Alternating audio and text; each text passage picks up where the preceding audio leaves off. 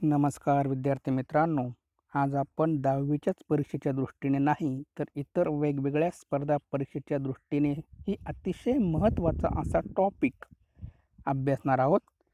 बघा, या टॉपिकमध्ये आपण सुरुवातीला the big story of small man, एक सिंगल मनुष्य काय करू शकतो ते अभ्यासणार आहोत. त्याच्यानंतर सॅक्रेड ग्रूज, देवराई म्हणजे काय त्याचा अभ्यास करणार आहोत. त्याच्यानंतर बायोडायव्हर्सिटी, जैवविविधता म्हणजे काय ते अभ्यासणार आहोत. आणि शेवटी क्लासिफिकेशन ऑफ थ्रेटेनड स्पेसीज, संकटग्रस्त प्रजातींचा आपण या ठिकाणी अभ्यास करणार आहोत. तर बघा, सुरुवातीला आपल्याला बघायचं या ठिकाणी the big story of small man.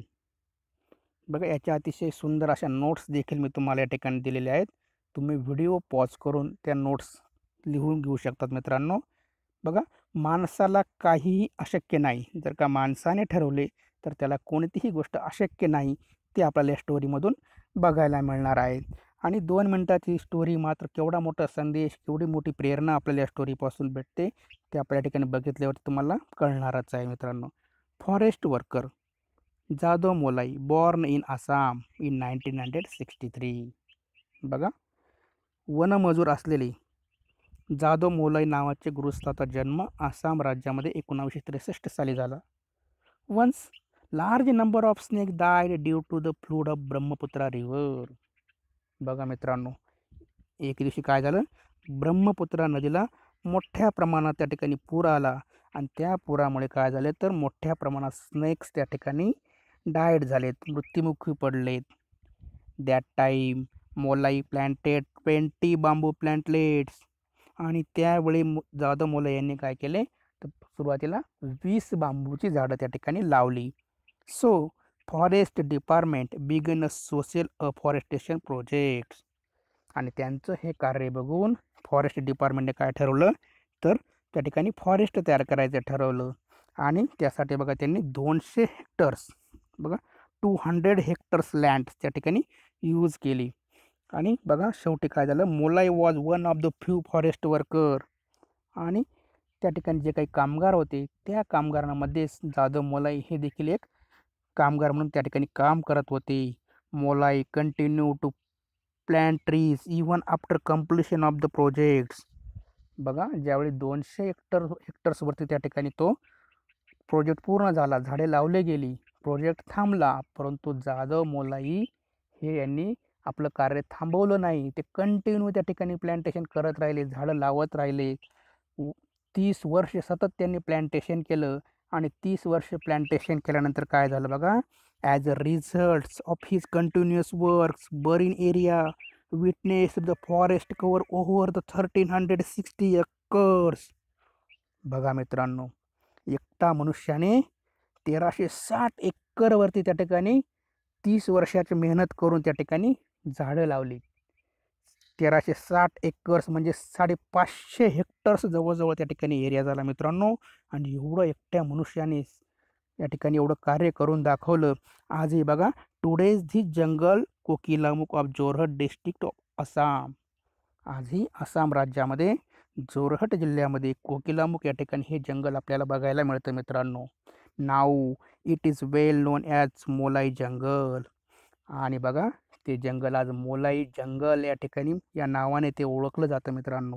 He has been awarded with the prestigious of Padma Shri award.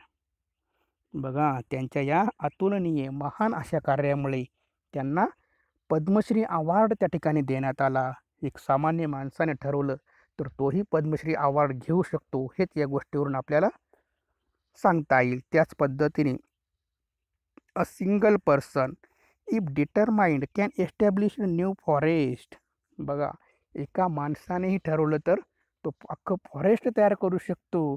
तेव्हा आपण सगळ्यांनी ठरवलं तर पृथ्वी आहे त्याच्यापेक्षा कितीतरी पटीने सुंदर पृथ्वी आपण या ठिकाणी करू शकतो मित्रांनो.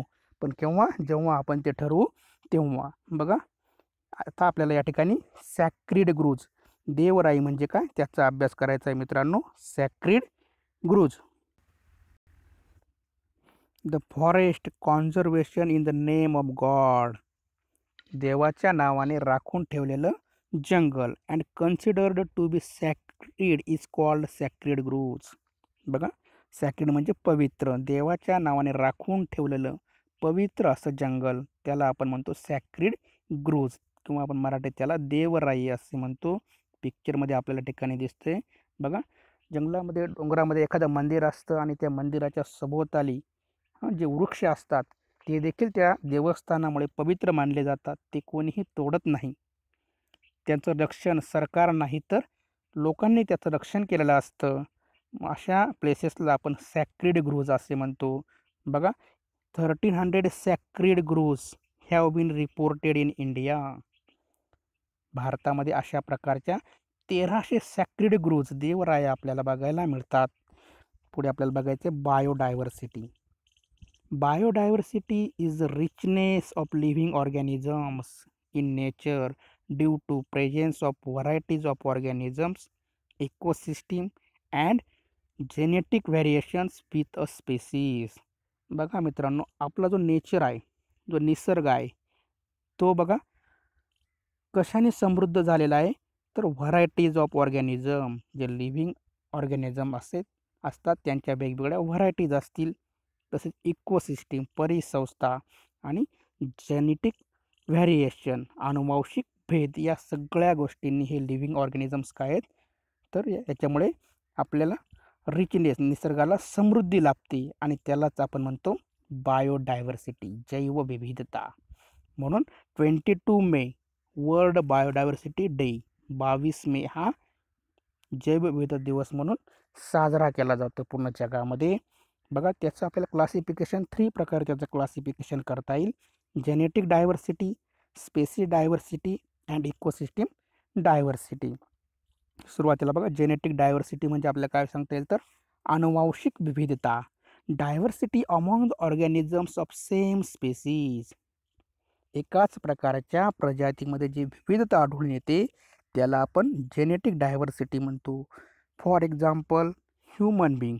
बघा, माणूस जो प्राणी आहे, each human being is different from each other. प्रत्येक मनुष्य हा इतर मनुष्यापेक्षा वेगळा असतो. त्यालाच आपण काय म्हणतो, तर जेनेटिक डायव्हर्सिटी. सेकंड आहे species diversity. Innumerable species of organisms occurs in the nature. मग अशा असंख्य प्रजाती आपल्याला निसर्गामध्ये आढळून येतात आणि त्याच्यामध्ये जी व्हरायटी दिसून येते त्यालाच आपण स्पेसी डायव्हर्सिटी म्हणतो.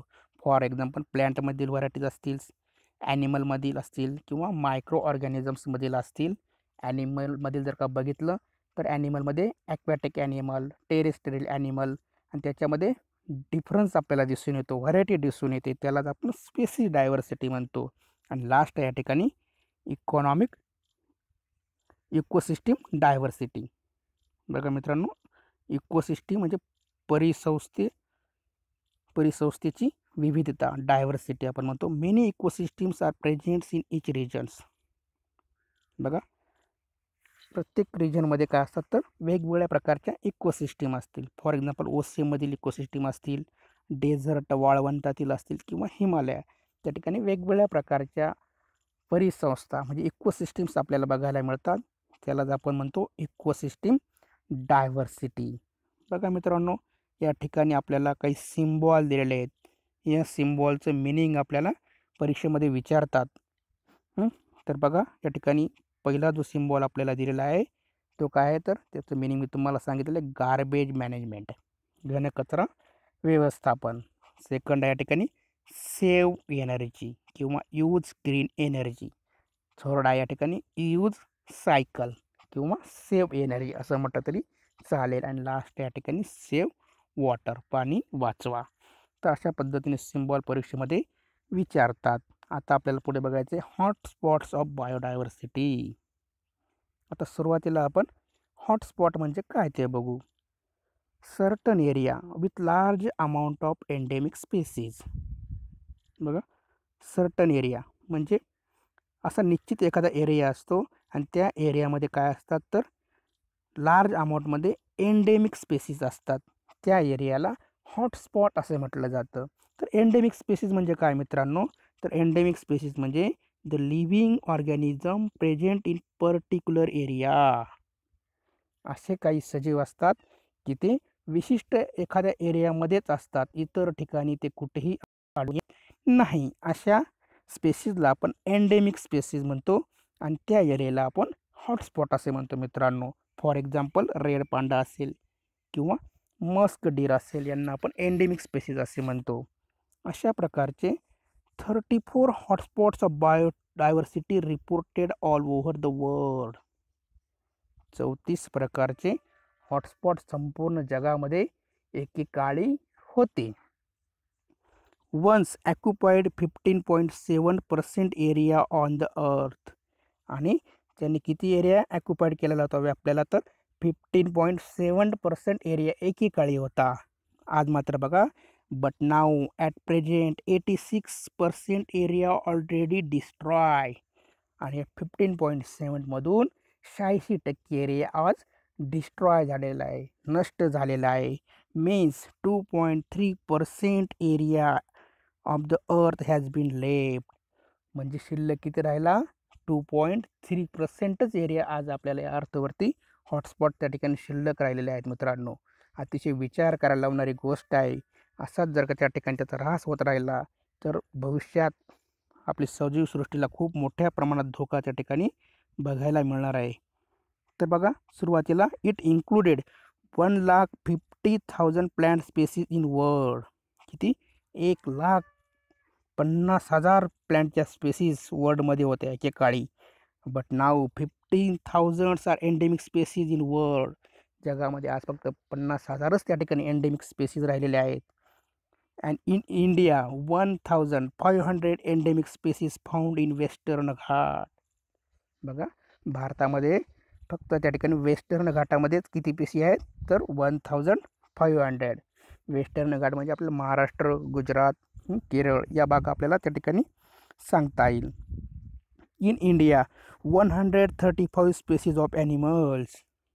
भारतामध्ये एंडेमिक स्पेसीजचे ॲनिमल्स किती आहेत, तर 135. त्याच्यापैकी बघा 85 species are found in the jungle of eastern region. Eastern region म्हणजे आसामकडील प्रदेश. त्या ठिकाणी 85 स्पेसीज त्या ठिकाणी आढळून येतात. खूप चांगल्या प्रकारे स्पेसीज त्या ठिकाणी आपल्याला बघायला मिळतात मित्रांनो. Classification of threatened species. बघा, या ठिकाणी आपल्याला काही धोक्यात आलेल्या काही प्रजाती दिल्या आहेत, त्यांचं वर्गीकरण आपल्याला बघायचं आहे.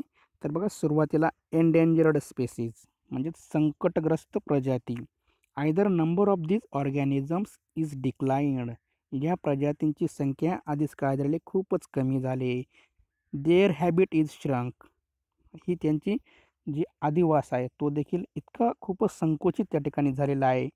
To such an extent that they can be extinct in near future. अशाच पद्धतीने ते जर का कमी होत राहिली, त्याच्यावरती आपण काही उपाय केले नाही तर एक दिवस ते काय होतील, भविष्यात ते नष्ट होऊ शकतात. त्या प्राण्यांचं एक्झाम्पल बघायचं झालं, त्या ठिकाणी पिक्चरमध्ये आपल्याला दिसतं लायन टेल्ड मंकीज किंवा लेझर फ्लोरिकन, म्हणजे आपण त्याला तनमोर असे म्हणतो. बघा, सेकंड स्पेसीज दिले आहे रेअर स्पेसीज, त्याला आपण दुर्मिळ प्रजाती असं म्हणतो. Number of these organism considerably declined. बघा, या प्रजातींची संख्या बरीच कमी असते. These are endemic species. आता एंडेमिक म्हणजे काय, विशिष्ट प्रदेशामध्ये राहणाऱ्या स्पेसीज, इतरत्र त्या कुठेही आढळत नाही, त्यांना आपण एंडेमिक म्हणतो. May become extinct very fast. त्याच्यामुळे त्या काय अतिशय जलद नष्ट होऊ शकतात. त्याचे एक्झाम्पल रेड पांडा, या ठिकाणी पिक्चरमध्ये दिसतो आपल्याला रेड पांडा आणि मस्क डीर हे एक्झाम्पल आपल्याला सांगता येतील. थर्ड आहे व्हल्नरेबल स्पेसीज, संवेदनशील प्रजाती. Number of these organisms extremely less. यांची संख्या आधीच काय अत्यंत कमी झालेली आहे. आणि कंटिन्यूअस टू डिक्लाइन. अशाच पद्धतीने ते कंटिन्यूअस काय कमी होत आहे. आणि continuous to decline in their origin regions. आणि अशाच पद्धतीने जर का ती कमी होत राहिली तर ती आपल्याला नक्कीच चिंतेची बाब आहे, काळजी करायला लावणारी गोष्ट आहे. त्याचे एक्झाम्पल बघायला झालं तर टायगर आणि लॉयन, म्हणजे आपण पट्टेरी वाघ किंवा गिरचे सिंह आपण म्हणतो, ते याच्यामध्ये येतात. पुढचा आहे इनडिटर्मिनेट स्पेसीज, अनिश्चित प्रजाती. These organisms appear to be endangered. But due to their some behavioural habits. हे ऑर्गॅनिझम जे आहेत, जे ॲनिमल्स आहेत, ते आपल्याला काय नक्कीच धोक्यात आलेले आपल्याला भासतात, परंतु ते त्यांच्या बिहेवियरल म्हणजे वर्तणुकीमुळे सुद्धा असू शकतात. For example like shyness. Shyness म्हणजे ते एक तर लाजरे असतात किंवा बुजरे असतात. म्हणजे आपल्याला मनुष्य प्राण्यांना बघितल्यावरती एक तर बिळामध्ये किंवा झाडावर असे लपून राहतात. त्यांच्यामुळे काय होतं, there is no definite information. त्याची नक्की संख्या किती ते आपल्याला कळत नाही. त्याचं एक्झाम्पल बघायचं झालं तर जायंट स्क्विरल किंवा आपण त्याला शेकरू असे म्हणतो. भीमाशंकरच्या अभयारण्यामध्ये ते आपल्याला दिसून येतं मित्रांनो. आता आपल्या ठिकाणी शेवटी endangered heritage places of our country ते आपल्याला या ठिकाणी बघायचं आहे.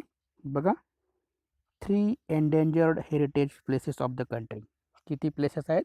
3 प्लेसेस आहेत. कोणते?